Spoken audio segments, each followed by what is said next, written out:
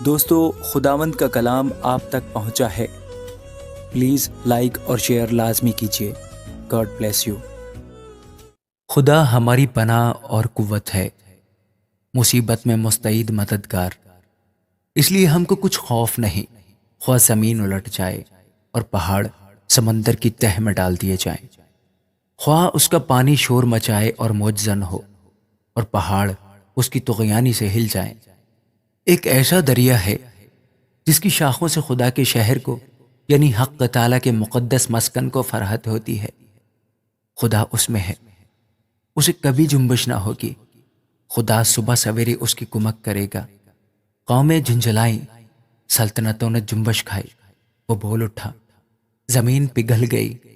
لشکروں کا خداوند ہمارے ساتھ ہے، یعقوب کا خدا ہماری پناہ ہے۔ آؤ خداوند کے کاموں کو دیکھو کہ اس نے زمین پر کیا کیا ویرانیاں کی ہیں۔ وہ زمین کی انتہا تک جنگ موقوف کراتا ہے۔ وہ کمان کو توڑتا اور نیزے کے ٹکڑے کر ڈالتا ہے۔ وہ رتھوں کو آگ سے جلا دیتا ہے۔ خاموش ہو جاؤ اور جان لو کہ میں خدا ہوں۔ میں قوموں کے درمیان سربلند ہوں گا، میں ساری زمین پر سربلند ہوں گا۔ لشکروں کا خداوند ہمارے ساتھ ہے، یعقوب کا خدا ہماری پناہ ہے۔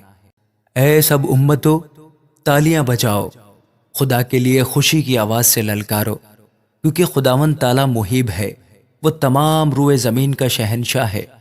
وہ امتوں کو ہمارے سامنے زیر کرے گا اور قومیں ہمارے قدموں تلے ہو جائیں گی۔ وہ ہمارے لیے ہماری میراث کو چنے گا جو اس کے محبوب یعقوب کی حشمت ہے۔ خدا نے بلند آواز کے ساتھ، خداوند نے نرسنگی کی آواز کے ساتھ صعود فرمایا۔ مدح سرائی کرو، خدا کی مدح سرائی کرو، مدح سرائی کرو، ہمارے بادشاہ کی مدح سرائی کرو، کیونکہ خدا ساری زمین کا بادشاہ ہے۔ عقل سے مدح سرائی کرو، خدا قوموں پر سلطنت کرتا ہے، خدا اپنے مقدس تخت پر بیٹھا ہے۔